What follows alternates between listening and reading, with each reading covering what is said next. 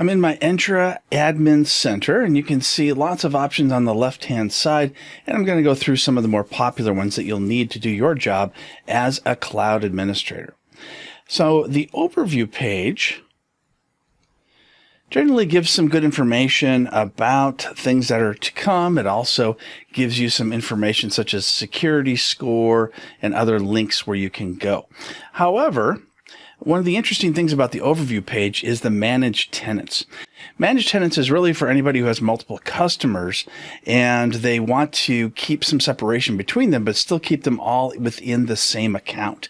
So I'm still logged in with the same account, but you can see that there's more than one tenant. And you can just easily create a tenant, and whatever name you give that tenant, it's going to append the name .onmicrosoft.com. So for instance, when I went and created the test company, as you see here, somebody already had test company, so they just added in the 1234556.onmicrosoft.com. So any users that are also created are also going to have that name. Another reason for multiple tenants would be if you have multiple companies within a larger company and you need to create a separation between them as well. You could do that by creating tenants under the same account. But what I want to do next is go into the user section under the tenant that I'm in now. I'm going to start by creating a new user. So I'll click on the drop down for creating a new user. And we have a couple of options. One is to create a new user, which is what I'm going to do.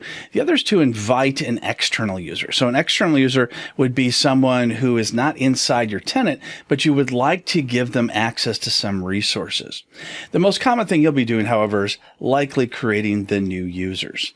So I'll click on Create New User, and I'll give it a principal name. And just as I mentioned before, for whatever name you come up with, it's going to append LinkedIn videos or whatever your name is, .onmicrosoft.com, as you see here. Now, I also have some other domains in here as well, and if you import those names, then you're going to see those in there as well as the default name. So I'll give the user principal name, video user, and it's going to add that LinkedIn videos.onmicrosoft.com to it.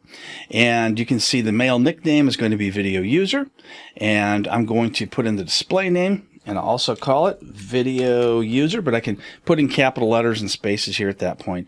And then I can use the auto-generated password, or I can uncheck that, and I can put in my own password.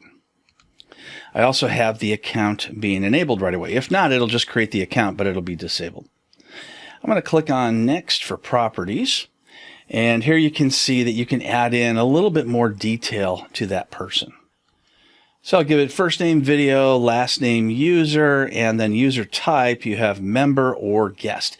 Guests don't have the same amount of access, but they're still going to be within your tenant. Guests are different than external users. External users are users that exist in another tenant altogether. It could be in a completely different account, but guests are users that are going to have just minimal amounts of capabilities. We typically allow them to come onto Teams conferences and other areas where they're just being a participant, but they're not making any changes to anything. Next, I'll fill in some job title information. You can leave this totally blank if you like, but if you're using something called dynamic access control, then you can use these various different things such as department, employee type to give users access to specific resources based on, for example, their employee type. So, or their hire date or their office location. Anybody from the Chicago office can access this resource, but anybody from other offices cannot. So that's just an example of the type of access control you can give. But most companies don't use that, so you can leave that blank if you'd like, but I will leave that up to you.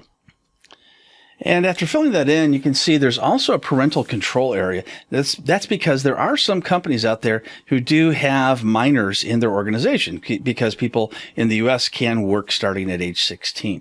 So if I hit the drop down, you can see whether or not this person is a minor or an adult, or you could just leave it blank if it doesn't matter. And then you have the usage location in case they are registered in one country, but they're actually being remoting in from another country. You could do that mainly for compliance issues. I'm going to click on Assignments. And here you can see you can make up to 20 group or role assignments.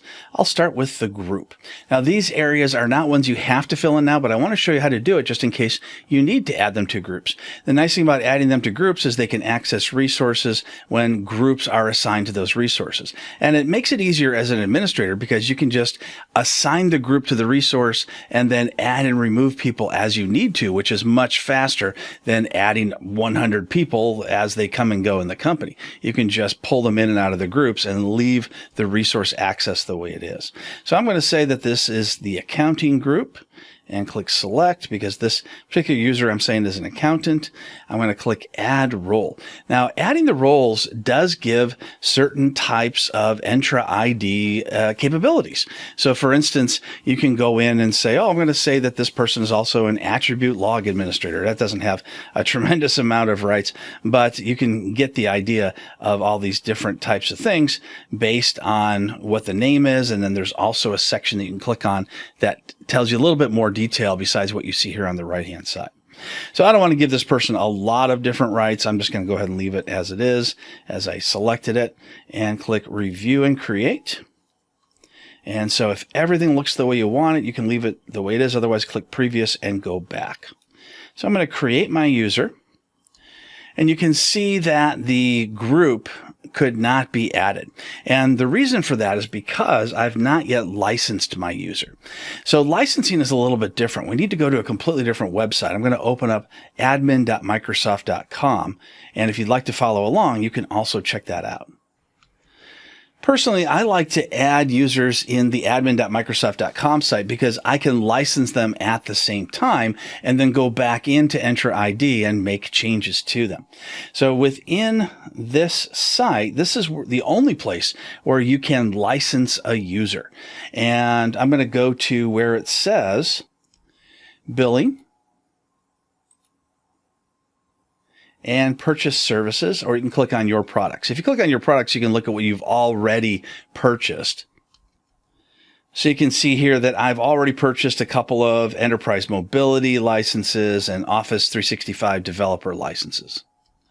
So I'm going to start by going to users within the admin.microsoft.com, and you'll see the exact same users here that you see in Entra ID, but I can do different things with them. So I'm going to go to my junior administrator, and what I'd like to do is remove that license so that way I can assign it to a different user. So I'll go to licenses and apps, and then I'm going to uncheck the EMS and security E5 license because I want to use it on my new user. It says my changes have been saved, which is great. So I don't need to click Save Changes again because it's already been done. Now I can go down to my new user. I'll just uncheck the junior administrator and go down to video user. Now once I'm in video user, I can go also to licenses and apps. And here you can see I've got a license available. So I can go ahead and check that and save changes. Now, when I do that, it's not only going to save the changes, it's also going to create a mailbox for that user. So this user will be able to log into Outlook or Outlook on the web and be able to send and receive email. It takes about 30 minutes after you assign a license to a user that has a mailbox to be able to access that mailbox. And when you come back here, you'll see all the mailbox information. Let's take a look at some of the other information when you click on an active user. Here is the user name. So you can see video user and it appended the name of the domain .onmicrosoft.com as I mentioned earlier. If you'd like, you can sign this user out of all sessions, and that's really useful if you're going to be letting that user go. You don't want them to stay signed into a session after they've been having their job terminated because they could end up sending email off to everybody, saying, unwelcome things. You also have the option to add in alternate email addresses. So if you have additional domains, then you can add those here. And you can also add what's called an alias address. So right now this is video user. You could also say, okay, I want to have an alias address called VU at the same domain. And what that means is that if somebody sends an email to any of those alternate email addresses, it will still go to that user. However, when they reply, you can only reply as one user. And that's going to be whatever your default user is that you see here. Now that the user is licensed, I can go ahead and manage the groups that the user can be added to. And now let's go ahead and check the box for the accounting group users and add that new user to the accounting group. And you can see it may take up to an hour before that happens, but that's fine. But it has been saved, and I can click the X to close out. So now our new user has been created, a license has been assigned, and the user has been assigned to a group. So if I go back into Entra ID and I refresh, I should see my video user in the list. And there they are. So I'll click on video user. And it shows me a lot of good information, such as the user principal name. The user principal name is the name that the user will use to log into their account.